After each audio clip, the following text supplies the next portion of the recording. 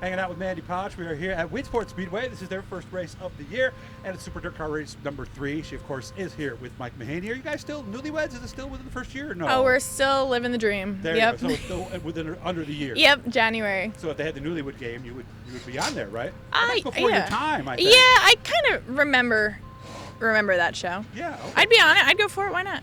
So how we doing? How's everything away from here first? Let's start with that. Everything's going pretty well. Happy to be here. I know this is a close track to Mike's family, so everyone comes here. It's a great facility. I heard they changed some stuff on the track, so we just unloaded, so I haven't even seen the track yet. So I'm looking forward. I'm looking forward to seeing what that's like. So. Well, with what you and I do, we often takes us longer than anybody else, I think, to get to the actual race track, because what we do is in the pits. So what is today like for you? What are the things you're going to do, and when might we see the completed piece on what you're going to shoot today?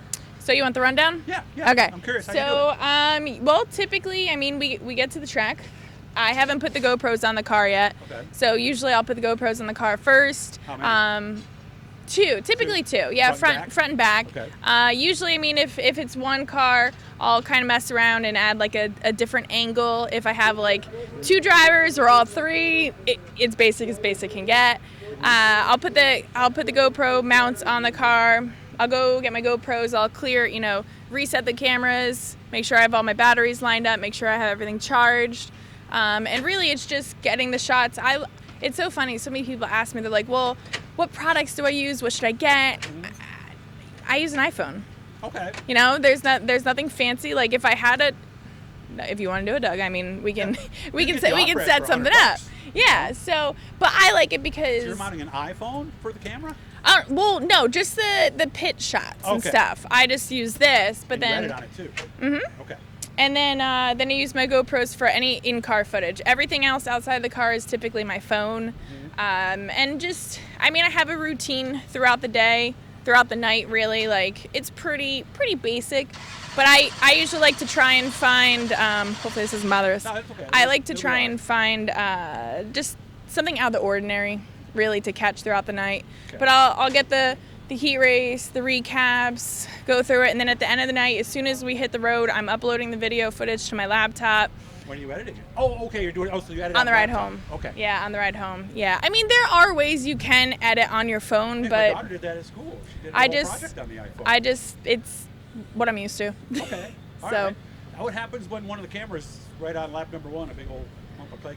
Well, I've been kind of training the drivers to think when you do tear off, you do camera too. Well, which shoulder is it over there? Left shoulder? The left shoulder. Yeah. Okay. So it's less likely to get clay there, isn't it? Yeah. Mm-hmm. Other than the right side, yeah. Okay. So I actually have a gentleman who's currently making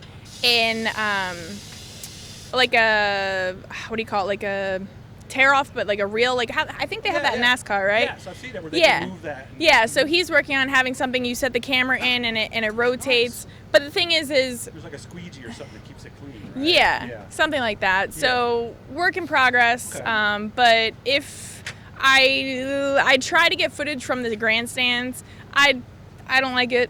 It's not really that great quality.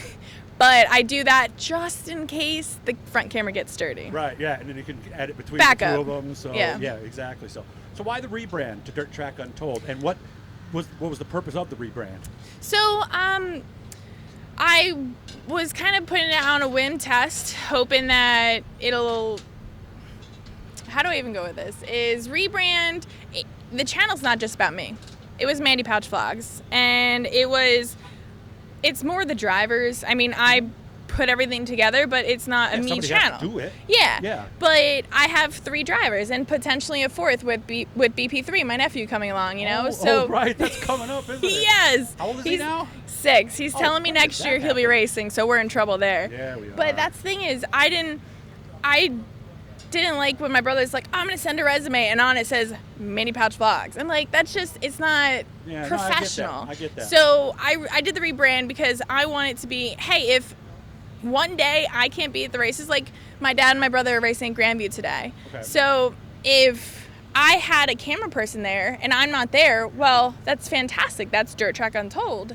Yeah. And the Dirt Track Untold it's everything off the track, everything people don't get told, don't see True. the untold part of the racing industry. And it's funny, the more old school souls out there, they come up to me and they're like, are you still doing videos? I haven't seen you anywhere. And I'm like, yes, if you still look up my name, you will still find the channel. So that so it still goes. Okay. Yeah, so the rebrand has been an adjustment, but I think in the long run it'll really benefit like the whole family, really. Does it hurt the views a little bit, do you think?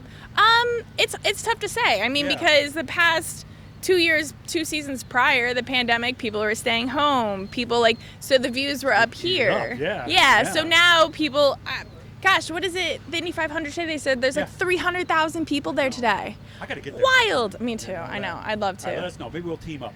Yeah. We'll all go out there, you and I. And we can do my Dirt wife Track and Untold. Mike, I'm in. We'll share footage and have all kinds of fun. Yeah. You know what I found was interesting? I remember one thing you told me, because I interviewed Mandee when I think it was the first year, was the first time we talked, because I was still trying to figure out what people wanted to see. And I remember you told me you never know what people are going to like. No. And sometimes it's something little you shoot is going to be. I was at Oswego a couple of weeks ago. I interviewed a lot of drivers, but you know what the best piece of video was that got the most hits? Me with the camera on a tripod looking at turn 1 where the repave was. Really? And that's all it was. A couple cars going by, I never moved the camera. Yeah. And that was the one that got the most. You don't know, do you? No, you don't. You really don't.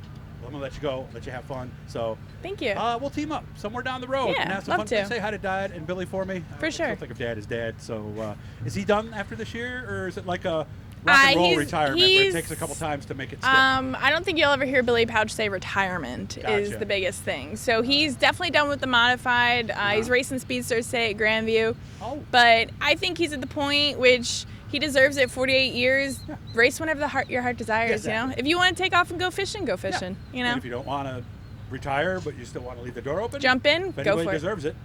Exactly. Hit the Bluey guys, subscribe, and go to Dirt Track Untold. Also, they can subscribe. It's on YouTube and all that, just like everything else. Okay, I got to check out some of your stuff and see what you're doing. So always good to see you, and I appreciate your advice along the way. Absolutely. Thank you. Thank you.